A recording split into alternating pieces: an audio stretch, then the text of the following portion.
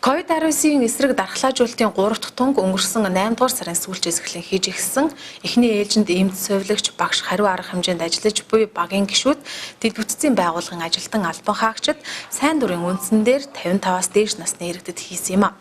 Харин өнөөдрөөс эхлэн сайн дурын үндсэн дээр 18 наснаас дээш бүх иргэдэд хийж эхэллээ.